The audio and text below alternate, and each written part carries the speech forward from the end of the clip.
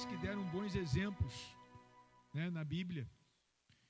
E hoje, agora à noite, quero falar de 3 pais que deixaram um legado. E deixaram um bom legado. Hoje eu estou muito positivo, então não quero falar de coisas negativas. Existem legados ruins também, mas eu quero falar de bons legados. Então eu gostaria que você abrisse a sua Bíblia em Gênesis capítulo 18. Antes de fazer a leitura, eu quero falar desse pai, esse primeiro pai que eu selecionei aqui, o pai Abraão. Abraão recebe uma ordem diferente que as pessoas não estão acostumadas a receber. Deus contempla a vida de Abraão e entende que ele vai ser o fundador de uma grande nação, entende que ele vai ser o grande protagonista, o chefe de uma linhagem, e chama Abraão e manda que ele saia da sua terra. Mas para onde? Que coisa estranha, né? Você chama alguém para fazer uma viagem, mas diz que você nem sabe para onde é. Uma terra que eu ainda vou te mostrar. Um lugar que eu ainda vou te mostrar. Então sai da tua parentela, sai do teu meio, do teu convívio, das pessoas que você gosta, das pessoas que você ama.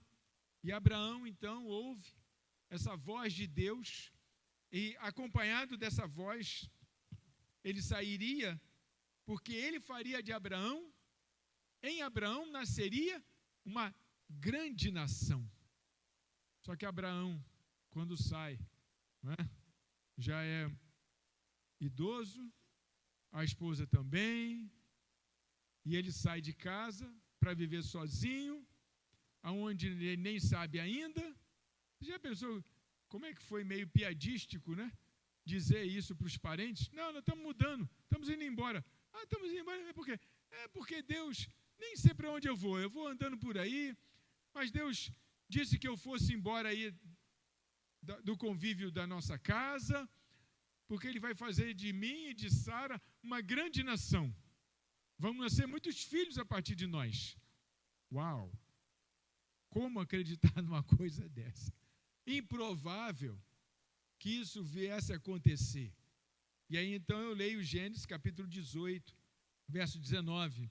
Porque eu escolhi para que ordene aos seus filhos e à sua casa depois dele. Esse eu o escolhi está falando de Abraão. Ele está, aqui o contexto é que Deus está pensando se ele revela o que ele vai fazer com Sodoma e Gomorra para Abraão. Então ele dá esse motivo aqui, ó. Vamos lá, do verso 17 em diante. Disse o Senhor: será que eu devo esconder de Abraão o que estou para fazer, visto que Abraão certamente virá a ser uma grande e poderosa nação, e nele serão benditas todas as nações da terra? Porque eu o escolhi para que ordene aos seus filhos e à sua casa depois dele. Olha só, ordene aos seus filhos e à sua casa depois dele. Quer dizer, os outros descendentes, ele vai ser um chefe de uma grande linhagem. Eu escolhi para isto, eu escolhi para ser o fundador de uma grande linhagem. Eu escolhi, porque eu escolhi para que ordene aos filhos e à sua casa depois dele, a fim de que guardem o caminho do Senhor e pratiquem a justiça e o juízo. Vou ler só até aqui. Então, Abraão é escolhido de Deus para esta tarefa, e de Abraão nasce Isaque, de Isaque nasce Jacó, Esaú também, mas a herança continua com Jacó, e depois de Jacó vai nascer o povo de Israel. Então estamos lá com Abraão, o grande fundador. E Abraão, ele foi conhecido, o que Abraão deixou? O que a história de Abraão deixou na mente dos seus filhos e netos? Meu avô era um cara de fé, cara. Ele saiu com a minha avó da casa de Terá, seu pai, Ele era rico, sabe que não era fácil um rico se locomover nessa altura do campeonato, porque um rico ele tinha gado, ele tinha posses, ele tinha camelos, ele tinha ovelhas, ele tinha jumentos, ele tinha funcionários, ele tinha escravos, ele tinha servos. Você botar toda essa gente para andar para onde? Para uma terra que a gente não sabe onde é. Você pensa que isso é fácil fazer? Isso é um baita de um desafio.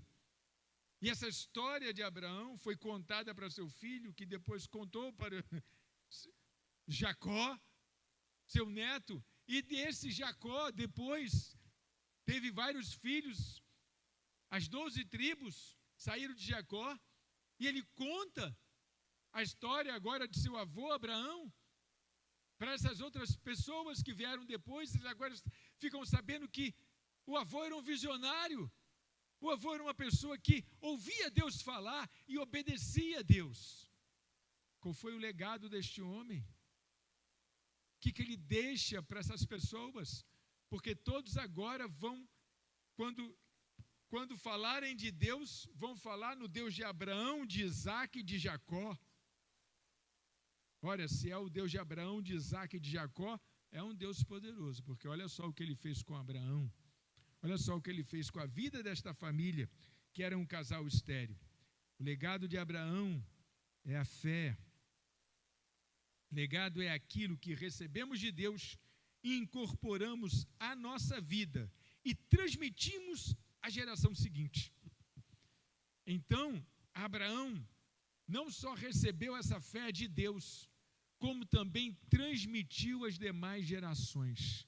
Tanto é que a história estava na mesa das famílias de Abraão, sempre sendo contada para as crianças, para os jovens da casa.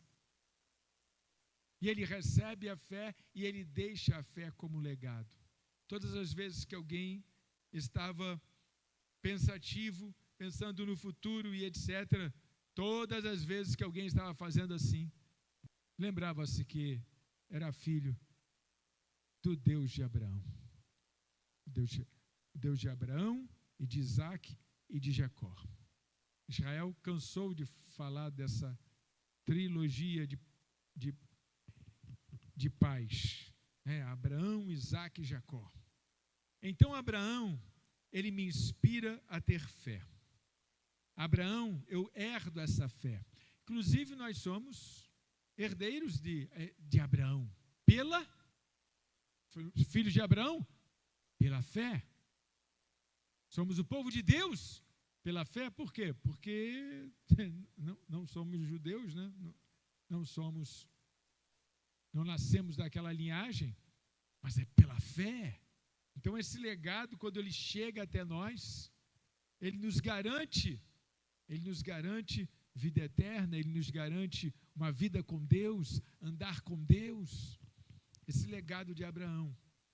E eu recebo esse legado de Abraão de uma forma muito esperançosa. Porque eu sei, queridos, que nós podemos perder tudo. Se você não perder a fé, você ainda consegue ter esse tal de tudo que você perdeu. Perca tudo, mas não perca a fé. Porque se você não perder a fé, você continua podendo ter tudo. E quando eu falo nisto, eu não estou falando em tudo, como riquezas materiais, bens, dinheiro. Não, gente, tudo é muito mais do que isso. Porque se nós tivermos paz, se nós tivermos saúde, se nós tivermos humildade, nós seremos os homens mais ricos desta terra.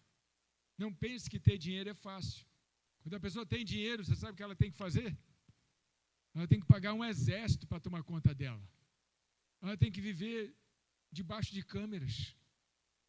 Ela tem que blindar o carro. Ter dinheiro custa caro. Se sustentar ou ostentar, tem que viver num condomínio fechado. Para sair à rua tem que pensar direito onde vai. Não peça dinheiro a Deus. Ele não vai te dar. Eu peço que Ele não te dê. Espero que Ele nunca te dê dinheiro, mas te dê paz, te dê fé, te dê contentamento, que você seja humilde. Pastor, a igreja não precisa de dinheiro, o senhor acabou de falar das ofertas aí. Gente, eu estou falando de dinheiro, não estou falando de salário mínimo, não estou falando de... Eu não estou falando disso que está no nosso bolso, nem na nossa conta. Eu estou falando de dinheiro que a gente tenha para a gente viver. Graças a Deus. E a gente não precisa de mais nada além disso. Precisamos? Não. Aí precisa ter fé. Acreditar que aquilo que Deus deseja para nós, nós vamos alcançar. Se você precisar de um dinheiro para resolver um problema, sei lá, precisa comprar uma casa melhor, a família cresceu, fazer uma obra, aí o dinheiro vai aparecer, Deus vai abençoar você. A gente não precisa ter para sobrar, ter para ficar jogando fora, a gente não precisa. A gente precisa de ter fé, que a gente vai conseguir. Amém, queridos? Então esse legado da fé é muito importante para nós. E eu recebo esse legado da fé. Mas também teve outro homem aqui, que também deixou um legado. Um legado bacana. Abra sua Bíblia em 1 Reis, capítulo 2. Capítulo 2, de 1 a 4, diz assim: Quando se aproximava o dia da morte de Davi, ele deu ordens a Salomão, seu filho, dizendo: Eu vou pelo caminho de todos os mortais. Portanto, tenha coragem e seja homem. Guarde os preceitos do Senhor, seu Deus, andando nos seus caminhos, guardando os seus estatutos, os seus mandamentos, os seus juízos e os seus testemunhos, como está escrito na lei de Moisés. Assim, você será bem-sucedido em tudo o que fizer, e por onde quer que você for, e o Senhor confirmará a promessa que me fez, dizendo, olha qual foi a promessa que foi feita a Davi: se os seus filhos guardarem o seu caminho, andando diante de mim fielmente, de todo o seu coração e de toda a sua alma, nunca lhe faltará sucessor ao trono de Israel. Antes de morrer, Davi vai deixar um reino consolidado, um reino forte para Salomão, e vai dizer a Salomão, e vai dar a dica para Salomão: Salomão, você quer que o teu reino seja próspero como o reino do teu pai? Você sabe por que esse reino cresceu desse jeito? Davi foi um dos homens mais badalados do reino de Israel. O Cristo nasceu da sua família, da sua linhagem. Então, Salomão, você quer?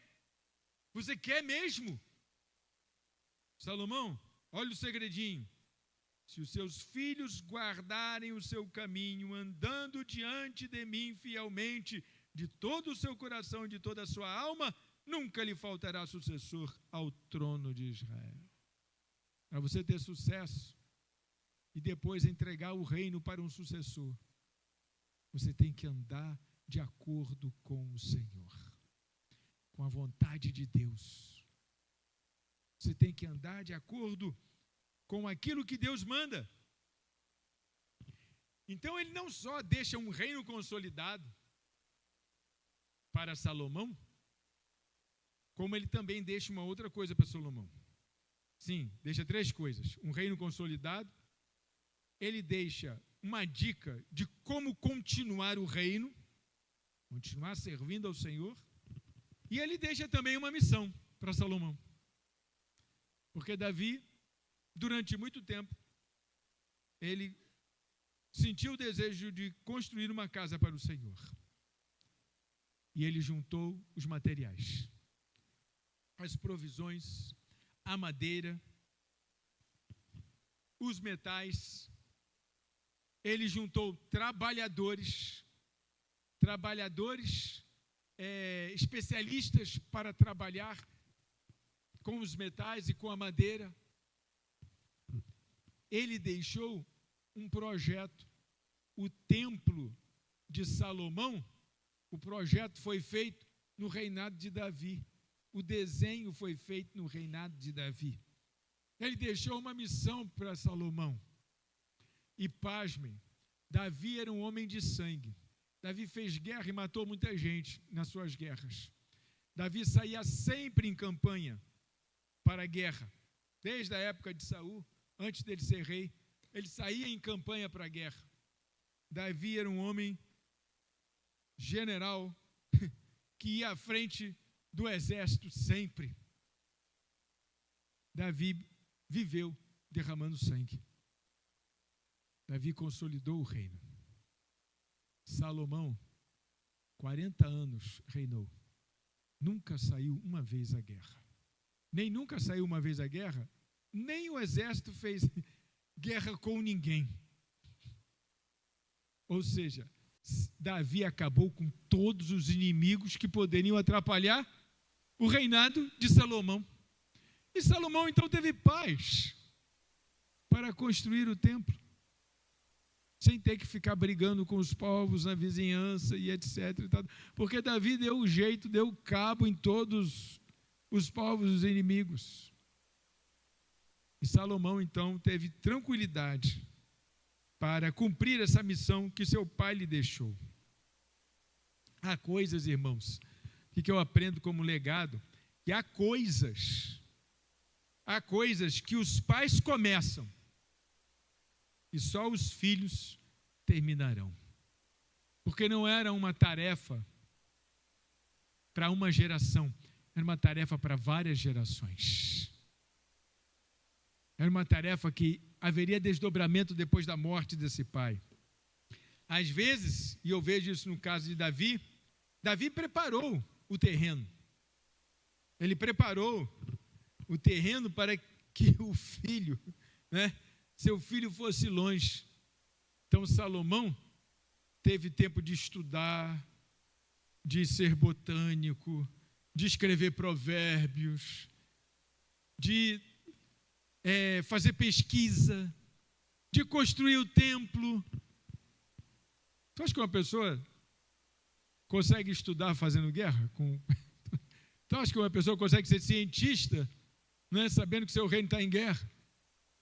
Salomão, que era um homem sábio, ainda se torna mais sábio ainda. Então, o que a gente aprende com o legado de Davi é que eu posso receber missões, sim. Eu posso receber missões, ou eu posso deixar missões, ou eu não preciso cumprir tudo. Por quê? Porque depois um filho vai terminar aquele negócio lá. Depois o filho termina. Quem sabe você está construindo a sua casa lá, tal, com uma maior dificuldade, e você acabou pensando em fazer 5 quartos, porque você queria ter 5 crianças, tal, e você não teve as 5 crianças e o projeto ficou lá, e aquela casa linda, maravilhosa de 5 quartos não saiu do papel, e aí você morre, e aí um filho seu fala assim, não, eu vou fazer os 5 filhos para botar nessa casa aqui. Um exemplo bobo, né? Provavelmente isso não vai acontecer com ninguém, porque hoje as pessoas não pensam muito mais em ter muitos filhos assim, na quantidade de 5, não, né? A gente planeja 2 e por descuido vem 3. Ou por sorte. Mas isso pode acontecer. Você começa algo para que um filho termine, para que um filho vá à frente com aquele seu negócio. Às vezes tem um negócio, às vezes tem uma loja, tem um comércio, às vezes tem algo, que o pai faz, negócios de família. Eu conheço uma história muito bacana de uma pessoa muito próxima de mim. Não era nem o negócio do pai, era o negócio da mãe, porque esse rapaz não tinha, ele tinha pai, mas eram pais separados. E um belo dia eu falei para ele, vem cá, mas caramba, tua mãe tem um negócio e tu está fazendo essa faculdade aí que não tem nada a ver com o negócio da tua mãe? E ele aí, eu estou pensando, tal, não sei o que, tal. Quando ele desistiu da tal de faculdade e foi para o negócio da mãe, ele revolucionou o negócio da mãe. Ele fez o negócio da mãe virar, de fato, uma empresa, com muitos funcionários, com salas próprias. A mãe sempre alugou sala. Um belo dia ele chegou para a mãe, 5 anos depois que a mãe já tinha entregue a administração do negócio para ele, ele falou assim: vem cá que eu vou te mostrar uma coisa, entra no carro. E aí ele levou a mãe e entrou num prédio, um dos prédios mais caros ali de Nova Iguaçu, o Rossi. E aí, onde a gente está indo? Onde que você está? Não, eu vou te mostrar um negócio aqui. E aí subiu no elevador, chegou diante de uma porta, pegou a chave da porta, meteu a chave na porta, abriu a porta. Aí ela falou: que isso? Eu falei: isso aqui é para onde vai se mudar a empresa. Comprei. Como você comprou? Comprei com o dinheiro da própria empresa. Mas nunca sobrou. Nunca sobrou na tua mão. Você aumentou a cartela de cliente? Não, eu não aumentei a cartela de cliente. Foi com a mesma cartela de cliente que você me entregou. E eles aí mudaram para uma sala enorme, com vários gabinetes, para vários funcionários trabalharem. E a mãe um dia falou para mim isso. Essa mãe um dia falou para mim: não, eu não me preocupo mais com um negócio que ele já mostrou que ele é muito melhor do que eu. Ele é muito melhor do que eu. Ele fez em 5 anos o que eu não consegui fazer em 30. Tem um lugar próprio para trabalhar. Então, há coisas que os filhos vão terminar. Há coisas que os filhos vão botar para frente. Então, isso a gente aprende com o legado que Davi deixa. Ele deixou uma missão, deixou um conselho. Gozado, né, que ele falou aqui, achei pesado que ele falou no verso 2, eu vou pelo caminho de todos os mortais, portanto, tenha coragem e seja homem, seja macho. Você vai precisar disso. Guarde os preceitos do Senhor, seu Deus, andando nos seus caminhos, guardando os seus estatutos e os seus mandamentos, os seus juízos e os seus testemunhos, como está escrito na lei de Moisés. O terceiro homem que deixou um legado é um homem muito pouco conhecido na Bíblia. Poucas pessoas conhecem esse homem. O nome dele, ele era Jonadab, filho de Recabe. Só o pastor Valmir que conhece Jonadab, filho de Recabe. Acertei? Conhece? Conhece. Jonadab, filho de Recabe, ele viveu 900 anos antes de Cristo. Olha só, quase 1000 anos antes de Cristo. Ele foi quase da época de Salomão. Ele viveu lá 900, no 9º século antes de Jesus, no reinado de Jeú. Ele deixou um estilo de vida para sua família. Gente, ele deixou, sabe aquele pai que todo mundo obedece? Aquele pai que todo mundo abaixa a cabeça? Aquele pai que todo mundo ouve? Esse pai chamou-se Jonadab. Jonadab, ele criou uma família e deixou um estilo para essa família viver. Gente, o que ele deixou não era certo e errado. Não estava dentro do certo e errado. Era o jeito dele. Era a forma como ele pensava. Não tem como a gente julgar o que eu vou ler aqui para vocês. Então, essa história está em Jeremias 35. Essa passagem entrou aqui só para mostrar a obediência desta família. Na verdade, Jeremias 35 está 250 anos depois de Jonadab. Ou seja, Jonadab já tinha morrido e todos os primeiros descendentes já tinham morrido. E essa história entra aqui porque Deus quer mostrar que obediência é possível. Queria mostrar para Judá que obediência era possível. Então, os 2 primeiros versículos, diz assim: a palavra que foi dita a Jeremias da parte do Senhor nos dias de Jeoaquim, filho de Josias, rei de Judá. Vá à casa dos Recabitas, que era Jonadab, filho de Recabe. Então, vá à casa dos Recabitas, fale com eles, leve-os à casa do Senhor, a uma das câmaras, e ofereça-lhe vinho para beber. Então, o que é que o profeta está mandando? Olha, vai na casa dos Recabitas, quer dizer, aqueles descendentes lá de Jonadab, filho de Recabe, vá na casa deles, leve-os à casa do Senhor e ofereça vinho para eles. Aí foi feito isso. Levaram os Recabitas na casa do Senhor e ofereceram vinho para os Recabitas. Verso de número 6.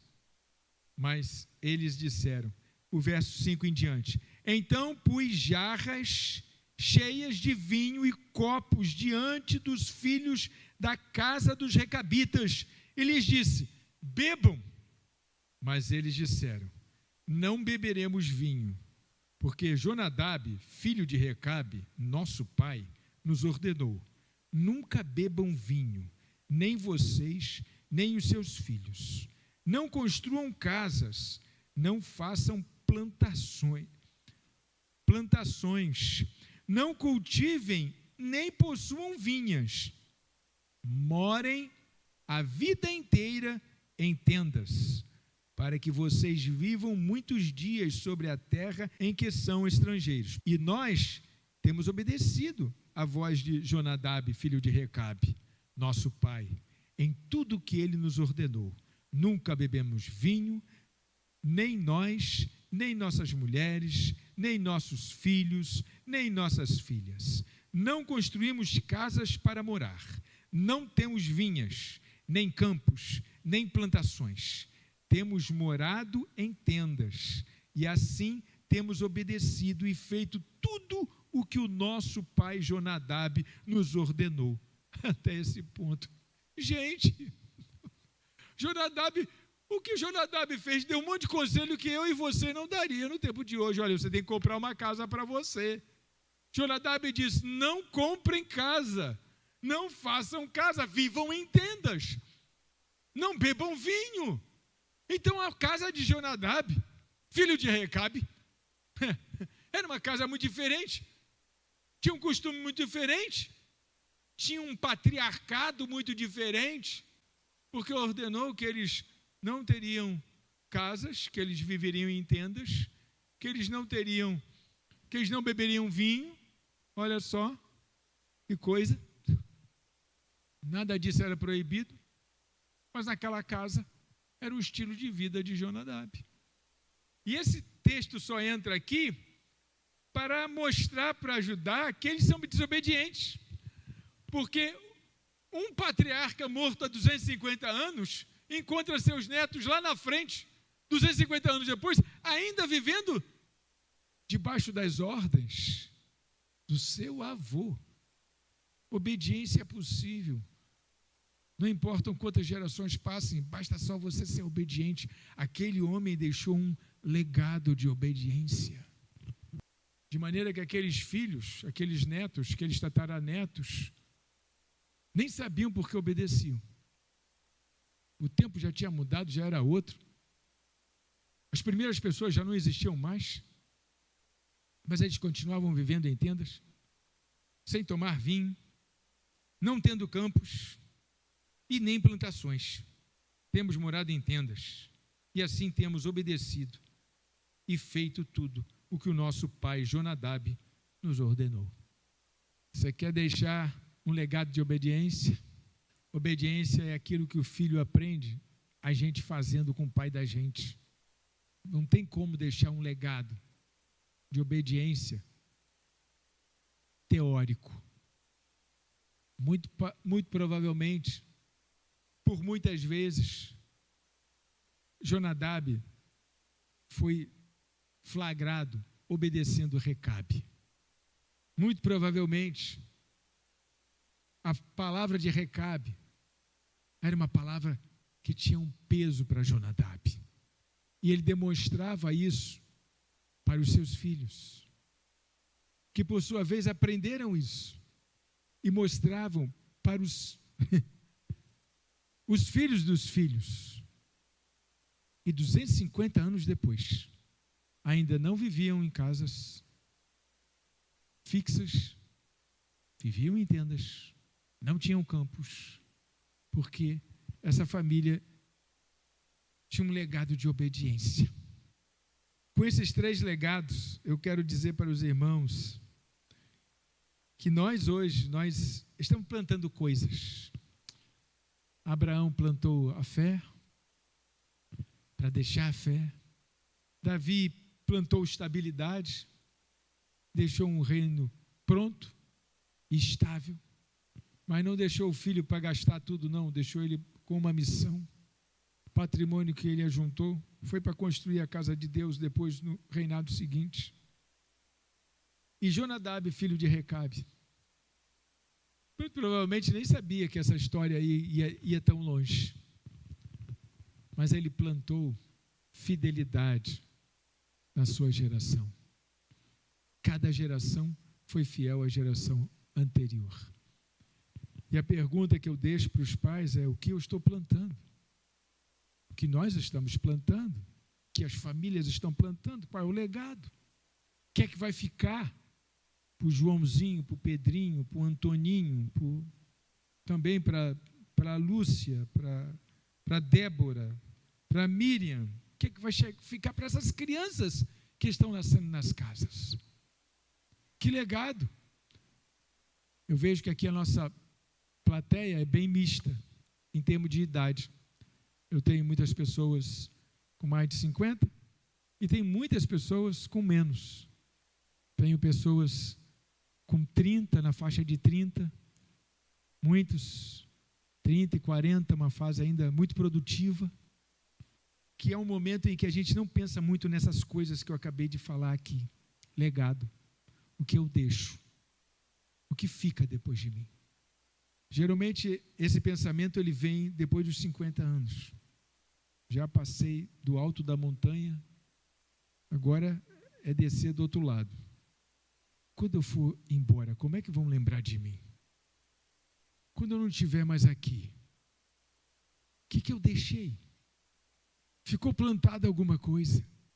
Eu estou te dando hoje a oportunidade de não precisar chegar aos 50 para você pensar nisso, mas pensar antes.